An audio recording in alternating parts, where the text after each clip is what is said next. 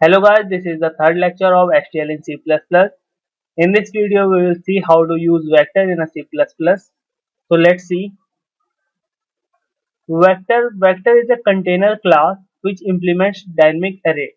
Dynamic array means वो array जो run time पर ही अपने साइज को ग्रो कर सके और श्रिंक कर सके. Okay, so how to declare a vector. Declare करने के लिए सिंपल आपको वेक्टर लिखना है और एंगुलर ब्रेसेस लगाने हैं और उसके अंदर डेटा टाइप बताना है कि किस टाइप के एलिमेंट आप उसमें स्टोर करोगे और वेक्टर का नाम. It's a variable name of vector. Example जैसे वेक्टर इंटीजर v. तो इस वही में क्या होगा कि आप इंटीजर टाइप की वैल्यू स्टोर कर सकते हो. ओके, और इसमें क्या होगा कि आप स्ट्रिंग टाइप की वैल्यू स्टोर कर सकते हो. So these are two examples of declaration of vector.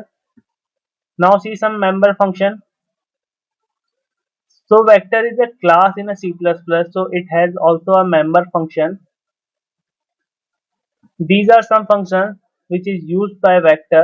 ये सारे फंक्शन नहीं है, और भी फंक्शंस होते हैं, मैंने सारे नहीं लिखे हुए हैं. जैसे जैसे जिनका यूज होगा मैं बताता जाऊंगा, बट इतने सफिशिएंट हैं वेक्टर को यूज करने के लिए. इससे ज्यादा बहुत रेयरली यूज होते हैं. So we will see practical of these function in few minutes. Now container function. Container function हर कंटेनर के लिए सेम होंगे. अभी मैं वेक्टर की बात कर रहा हूँ तो वेक्टर के लिए यूज करके आपको दिखाऊंगा, बट सारे ही कंटेनर्स के लिए ये फंक्शन सेम होने वाले हैं. जैसे begin end R end reverse function. Actual में रिवर्स एक एल्गोरिथम है. So these are some container function. Now let's do some practical on vector. So this is a C++ file. Vector को use करने के लिए सबसे पहले आपको क्या करना है, वेक्टर के हेडर फाइल को इंक्लूड करना होगा.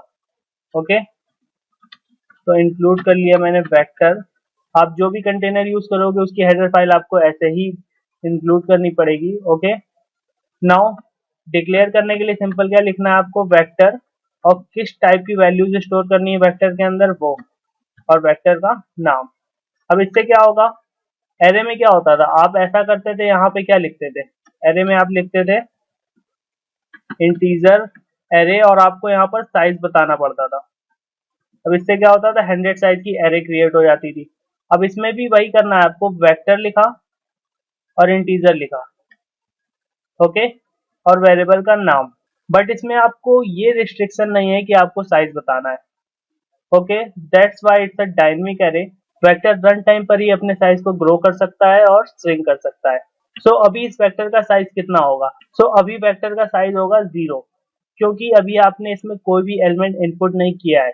बट अगर आपको बताना है कि वेक्टर का साइज कितना होना चाहिए शुरुआत में ही, तो आप इसको ऐसे बता सकते हो, इसमें एक वैल्यू पास करके. ओके, ये कंस्ट्रक्टर है वेक्टर का जिसमें आपने 10 पास किया है. 10 पास करने से क्या होगा, इनिशियली 10 साइज का आपका वेक्टर का साइज हो जाएगा. साइज एंड कैपेसिटी अलग होता है. एक्चुअल में ये साइज नहीं होगा, ये कैपेसिटी होगा कि अभी आपका वेक्टर कितने एलिमेंट स्टोर कर सकता है. ओके, और साइज क्या बताता है, आपका साइज ये बताता है कि अभी आपके वेक्टर में कितने एलिमेंट प्रेजेंट हैं. So let's see size and capacity one by one. Cout v dot size and v dot capacity.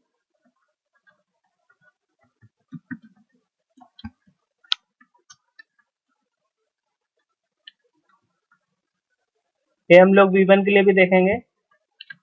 Run करते हैं इसको, g++ टेस्ट डॉट cpp.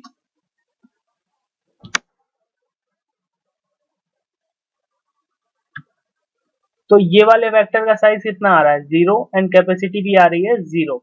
और इस वाले वेक्टर का साइज कितना है, 10, एंड कैपेसिटी कितनी है, 10. सो ये 10 क्यों आ रहा है, बट मैंने तो अभी इसमें कोई एलिमेंट इनपुट नहीं किया है.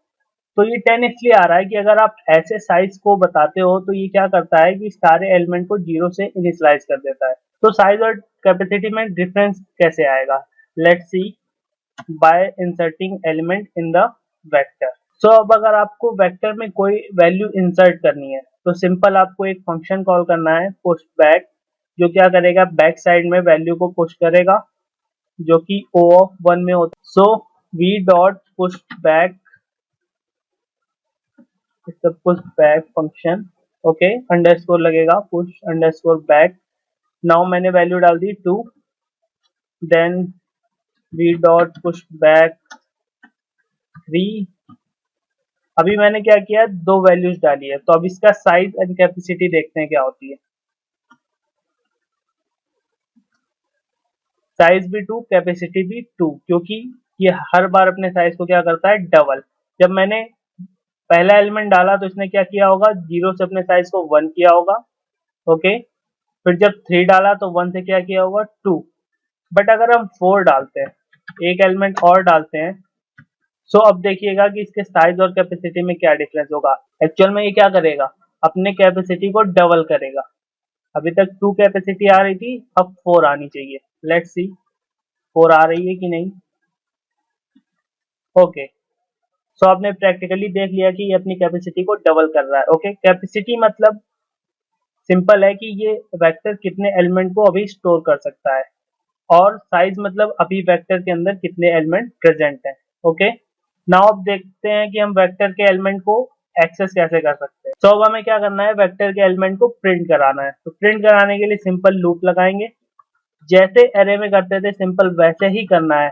आप इसको एरे की तरह ही यूज करोगे। एन की जगह बस हमें क्या लिखना है, वी डॉट साइज, क्योंकि साइज फंक्शन ही बताएगा कि उसके अंदर कितने एलिमेंट प्रेजेंट हैं। ओके, बाकी आई प्लस प्लस, और सिंपल आप इसको एरे की तरह वी ऑफ आई लिखकर यूज कर सकते हो। Okay, it's okay, now save it, compile and run. तो सिंपल हमारे वेक्टर के एलिमेंट्स प्रिंट हो गए, 2 3 4। ओके, अब वेक्टर में इनपुट कैसे लेते हैं, ये तो आउटपुट का तरीका हो गया। एरे में हम कैसे इनपुट लेते थे, एरे में सिंपल हम क्या करते थे, सी इन वी ऑफ आई लिखकर इनपुट लेते थे। और मैं कह भी रहा हूँ इसको आप एरे की तरह यूज कर सकते हो, तो क्या मैं इसको ऐसे कर सकता हूँ।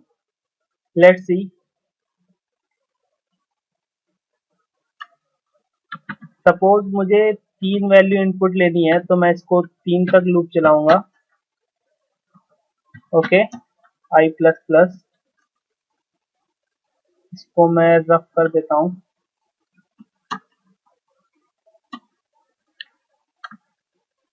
सी इन वी ऑफ आई, तो एरे में आप जैसे यूज करते थे वैसे इसको यूज कर सकते हो। So answer is no. No क्यों, क्योंकि अभी क्या है, वेक्टर का साइज क्या है, 0, और आप वो एड्रेस एक्सेस करना चाह रहे हो जो अभी रिजर्व ही नहीं हुआ है, तो आप ऐसे इसको यूज नहीं कर सकते हो। रन टाइम पर ये ग्रो करेगा, ऑफ कोर्स ग्रो करेगा, बट किसी फंक्शन के थ्रू। आप किसी फंक्शन के अंदर ही तो कोई कंडीशन चेक करा के उसको ग्रो कराओगे। तो अगर आपको इसको ऐसे इनपुट करना है, तो आप सिंपल क्या करो, एक वेरिएबल ले लो इंट ए, और सी इन कर लो ए में, और उसके बाद क्या करो, वी डॉट पुश बैक। अब इससे क्या होगा, अब इससे वैल्यू उसमें इंसर्ट हो जाएगी। सो इससे पहले जो यूज कर रहे थे उससे आपकी कंपाइल टाइम एरर नहीं आएगी, बट आपकी रन टाइम पर एरर आएगी, सेगमेंटेशन फॉल्ट आएगा। ओके, कि आप गलत मेमोरी को एक्सेस कर रहे हो, गलत memory in the sense unreserve memory को एक्सेस कर रहे हो। Okay, so this is the way you can input in a vector. But अभी जो मैंने बोला कि इसको वी ऑफ आई के थ्रू एक्सेस कर सकते हैं, तो इनपुट क्यों नहीं ले सकते। सो अभी तक जो हम कर रहे हैं उससे हमारी एरर आ रही थी, segmentation fault, but we can use that. But how, अगर आपको वैसे यूज करना है तो आपको क्या करना होगा, वी में आपको साइज बताना पड़ेगा। अगर आपने साइज बता दिया, इसका मतलब क्या हो गया, अभी आपकी इसकी कैपेसिटी हो गई 5। इसका मतलब है कि अब 5 तक का जो मेमोरी एरिया है वो रिजर्व हो गया होगा। सो अब आप सिंपली इसको 5 तक लूप चलाकर यूज कर सकते हो। सी इन वी ऑफ आई। ओके, इसको मैं डिलीट कर देता हूँ। ओके, प्रिंट करा के भी देख लेते हैं। प्रिंट कराने के लिए सिंपल क्या लिखना है हमें, वी डॉट साइज 5 भी लिख सकते थे, C out V of I. Okay, now save it and compile and run. तो 5 एलिमेंट्स 1 2 3 4 5, 5 इनपुट लिया, 5 प्रिंट हो गया। ओके, तो अगर आपको कभी भी ऐसे इनपुट लेना हो तो आपको साइज डिफाइन करना पड़ेगा, अदरवाइज आप पुश बैक फंक्शन यूज करो, और मोस्टली पुश बैक फंक्शन ही यूज होता है। ये तरीका बहुत रेयरली यूज होगा, अभी तक मैंने तो कभी यूज नहीं किया इसको। ओके, तो अभी तक हम लोगों ने क्या देखा, how to declare a vector, how to define a vector, okay, उसके एलिमेंट को एक्सेस कैसे करना है और उसमें वैल्यू इनपुट कैसे लेनी है। साइज फंक्शन देख लिया, कैपेसिटी फंक्शन देख लिया। सो अब एम्प्टी फंक्शन की बात करते हैं। एम्प्टी फंक्शन को आप साइज फंक्शन के थ्रू भी यूज कर सकते हो। सिंपल, साइज इक्वल टू अगर 0 है तो वेक्टर हमारा क्या है, एम्प्टी है। Okay, but empty function use करना प्रेफरेबल होता है क्योंकि इसमें कोई एक्स्ट्रा कंपैरिजन नहीं होता, जैसा कि हम लोग साइज में कंपेयर कर रहे हैं।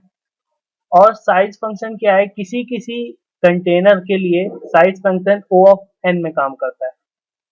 जैसे लिस्ट के लिए, लिस्ट क्या करती है, आपकी लिंक लिस्ट को रिप्रेजेंट करती है, सो उसमें जो साइज फंक्शन यूज होता है वो ओ ऑफ एन में यूज होता है।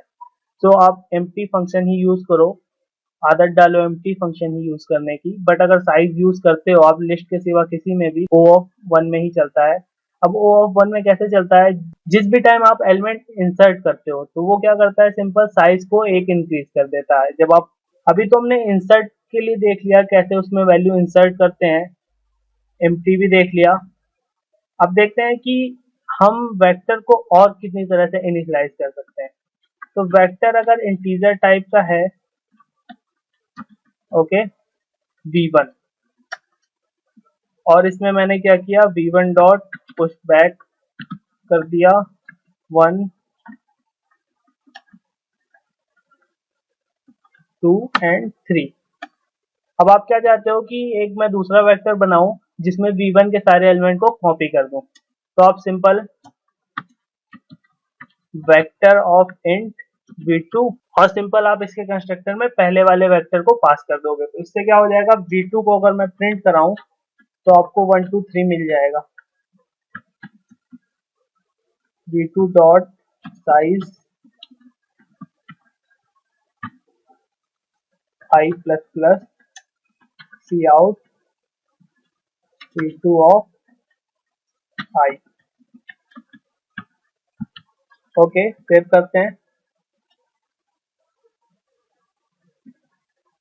तो 1 2 3 हमें मिल गया। तो ये हो गया कि कंस्ट्रक्टर में दूसरे वेक्टर पास करके आप इसको इनिशियलाइज कर सकते हो। ओके, सो अगर आपको इसके किसी एलिमेंट को डिलीट करना हो तो क्या करोगे आप, जैसे लास्ट से हम इसके किसी एलिमेंट को डिलीट करना चाहते हैं तो सिंपल आपको फंक्शन यूज करना है pop back. Pop back function use करते क्या होगा, जैसे 1 2 3 इंसर्ट हुआ और जब पॉप बैक किया तो क्या होगा, 3 आपका डिलीट हो जाएगा। तो अब इसका आउटपुट क्या आएगा, 1 2। ओके, तो इंसर्ट हो गया, डिलीट हो गया, लास्ट से इंसर्ट और डिलीट किया हमने। ओके, और अगर आप इसके फर्स्ट और लास्ट एलिमेंट को प्रिंट करना चाहते हो तो आपको क्या करना है, v1, पहले वाले एलिमेंट के लिए कर रहा हूं मैं, v1 dot front end v1 dot back. ये आपको क्या दे देगा, पहला और लास्ट एलिमेंट दे देगा। Save, compile and run. तो 1 2 तो इसकी वजह से आ रहा है 1 2, एंड ये 1 आ रहा है v1 डॉट फ्रंट के लिए, और 3 आ रहा है v1 डॉट बैक की वजह से। ओके, सो ये था वेक्टर का इंट्रोडक्शन। अब देखते हैं कि वेक्टर को इटरेटर के थ्रू कैसे एक्सेस कर सकते हैं।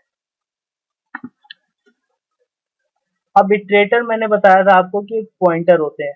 अब पॉइंटर जिस टाइप का होगा उस टाइप के एलिमेंट को ही एक्सेस कर सकता है। तो यहाँ पर पॉइंटर को हम इटरेटर के थ्रू एक्सेस करते हैं। इटरेटर IT लिखा, और सिंपल कौन सा फंक्शन यूज करेंगे, हमें फर्स्ट एलिमेंट का एड्रेस चाहिए, तो v1 डॉट बिगिन। जैसे मैंने v1 डॉट बिगिन लिखा तो हमें क्या दे देगा, सिंपल फर्स्ट एलिमेंट का एड्रेस दे देगा। बट मैंने बताया कि इटरेटर क्या है, पॉइंटर वेरिएबल। पॉइंटर उसी एड्रेस को एक्सेस करेगा जिस टाइप का वो डिक्लेयर हो। तो इसको मुझे ये भी तो बताना पड़ेगा कि किस टाइप का है। तो उसके लिए क्या करना है, आपको सिंपल वेक्टर इंट और यहाँ पर स्कोप रेजोल्यूशन ऑपरेटर लगाना है। ओके, सो इससे ये डिनोट हो रहा है कि आप आईटी में वेक्टर के फर्स्ट एलिमेंट का एड्रेस स्टोर करना चाहते हो। ओके, सो नाउ अब आपको इसको ट्रैवर्स करना है, तो उसके लिए क्या करना है, आईटी जब तक v1 डॉट एंड के इक्वल नहीं हो जाता। सो v1 डॉट एंड क्या करेगा, सपोज आपके वेक्टर में 1 2 3 है, तो 3 तक तो कोई ना कोई एड्रेस रिजर्व्ड होगा, बट इसके बाद जो एड्रेस होगा वो अनरिजर्व्ड होगा। तो v1 डॉट एंड क्या करेगा, कि जो अनरिजर्व्ड वाला एड्रेस होता है उसको एक्सेस करेगा। तो जैसे ही हमारा आईटी मतलब ये pointer variable v1 dot and को पॉइंट करेगा, तो सिंपल हमें क्या करना है, लूप को ब्रेक कर देना है, क्योंकि अगर आप उस पर कोई वैल्यू प्रिंट कराओगे तो आपको कोई गार्बेज वैल्यू ही मिलेगी। ओके, सो वैल्यूज प्रिंट कराने के लिए क्या लिखना है, ये पॉइंटर वेरिएबल है, तो आपको इसकी वैल्यू इनपुट कराने के लिए स्टार लगाना पड़ेगा। इनडायरेक्शन ऑपरेटर बोलते हैं इसको हम लोग। ओके, और हर बार पॉइंटर को इंक्रीज करना होगा। अब पॉइंटर को जब भी इंक्रीमेंट करते हैं तो वो अपने डेटा टाइप के अकॉर्डिंग इंक्रीमेंट होता है, कि अगर इंटीजर टाइप का है तो उसके एड्रेस में 4 का डिफरेंस आएगा, कैरेक्टर का होगा तो 1 का आएगा। और एक चीज और, जो वेक्टर में इटरेटर होता है वो यूनिडायरेक्शनल होता है, कि आप इसमें माइनस माइनस यूज नहीं कर सकते हो। ओके, तो अभी ये क्या करेगा, सिंपल 1 2 3 को प्रिंट कर देगा। Let's see. So IT was not declared. Okay, मैंने इटरेटर की स्पेलिंग गलत लिख रखी है, इटरेटर की स्पेलिंग, तो यहाँ पर ये आर यहाँ होगा। Now this will be okay. Okay, so इससे क्या हो गया, 1 2 3 प्रिंट हो गया। सो इटरेटर ऐसे ही यूज होगा हर कंटेनर के लिए। आप इटरेटर को हैबिट में लाओ, इटरेटर से यूज करना। सो अगर अब आप इसको रिवर्स ऑर्डर में एक्सेस करना चाहते हो तो क्या करोगे, आप तो ये तो कर नहीं सकते इटरेटर में माइनस माइनस, क्योंकि ये यूनिडायरेक्शनल है। ओके, सो इसको यूज करने के लिए सिंपल आप क्या कर सकते हो, दूसरे फंक्शन को यूज करोगे। अभी हम लोग बिगिन फंक्शन को यूज कर रहे थे, अब हम लोग क्या करेंगे, आर बिगिन फंक्शन को यूज करेंगे। आर बिगिन फंक्शन क्या करेगा, इसको इटरेटर 1 दे देता हूँ, v1 डॉट आर बिगिन। सो अब ये क्या करेगा, लास्ट एलिमेंट के एड्रेस को रिटर्न करेगा। सिंपल, फिर से अगेन हम लोग इसी तरह यूज करेंगे IT1 जब तक v1 डॉट, अब आर बिगिन यूज कर रहे हो तो आपको आर एंड यूज करना है। अब आर एंड क्या करेगा, 1 के इधर वाले एड्रेस को डिनोट करेगा। जैसे ही हमारा IT, जैसे ही हमारा IT1 इस वाले एड्रेस तक आ जाएगा, हमें अपने लूप को ब्रेक कर देना है। So now print again it's a pointer variable in direction operator space, यहाँ पे मैं हैंडल दे देता हूँ ताकि लाइन चेंज हो के आए। So now run. ओके, ये एरर दे रहा है अभी। एरर क्यों आ रही है, एरर इसलिए आ रही है कि अभी तक हम क्या यूज कर रहे हैं, इटरेटर। तो हमने बिगिन फंक्शन यूज किया, अब हम आर बिगिन फंक्शन यूज कर रहे हैं। तो आर बिगिन फंक्शन इटरेटर नहीं होता है आपका, ये होता है रिवर्स इटरेटर। इटरेटर कई टाइप के होते हैं, तो ये रिवर्स इटरेटर हो गया। Now this will be okay. Okay, now run it. So answer हमारा 1 2 3 एंड 3 2 1, तो दैट इज ओके। अभी हम क्या कर रहे हैं कि इतनी बड़ी लाइन लिख रहे हैं कि वेक्टर अगर रिवर्स में इटरेट कराना है तो, और नॉर्मल इटरेट करना है तो, क्या कोई शॉर्ट तरीका है इसको लिखने का। सो आंसर इज यस। आप क्या कर सकते हो, आप एक कीवर्ड यूज करके इसको ये बता सकते हो कि ये जिस टाइप का भी एड्रेस रिटर्न करेगा फंक्शन, आईटी को ये उसमें कन्वर्ट कर देगा। तो आपको डायरेक्ट क्या लिख देना है, ऑटो। यहाँ पे ऑटो लिख दिया और यहाँ पर भी ऑटो लिखना है, तो इसको मैं इरेज करके ऑटो लिख देता हूँ। Now save this, erase. अब अगर हम इसको कंपाइल करते हैं तो क्या होता है देखते हैं। अभी भी एरर आ रही है, IT वाज नॉट डिक्लेयर्ड। अब ये एरर इसलिए आ रही है क्योंकि हमने IT को यूज किया है ऑटो कीवर्ड से। ओके, बट C++11 से पहले तक ऑटो कीवर्ड इम्प्लीमेंटेड नहीं था, तो आपको इसको बताना पड़ेगा कि आप C++11 की लाइब्रेरी यूज कर रहे हो। उसके लिए आपको सिंपल क्या लिखना है, -std = C++11। C++11 के बाद का कोई भी वर्जन यूज करोगे तो ऑटो चलेगा, बट उससे पहले का कोई भी वर्जन यूज करते हो तो आपको ऐसे ही एरर मिलेगी। सो मेरा रिकमेंडेशन है कि आप 11 के बाद का वर्जन यूज करें। अगर आपके पास 11 नहीं है तो आप लेटेस्ट वाला डाउनलोड करें। Now run it. Okay, so this is okay. So अभी तक मैंने वेक्टर में जितना भी बताया इतना ही यूज होगा आपकी पूरी कॉम्पिटिटिव प्रोग्रामिंग में। थोड़ा बहुत और यूज होगा वो मैं आपको धीरे धीरे बता दूंगा। सो तब तक के लिए आप इसकी प्रैक्टिस करिए, बिकॉज अगर आप इसकी प्रैक्टिस नहीं करोगे तो कोडिंग करते वक्त आप इसके कुछ ना कुछ सिंटेक्स को गलत लिख दोगे। जहाँ इटरेटर यूज करना है आप उसको गलत तरीके से यूज करोगे, कब स्टार लगाना है कब नहीं लगाना है, आर एंड फंक्शन कब यूज करना है। सो इसकी आपको प्रैक्टिस करनी पड़ेगी। ओके, तो इस वीडियो के लिए इतना ही। See you in next video. Thank you for the watching.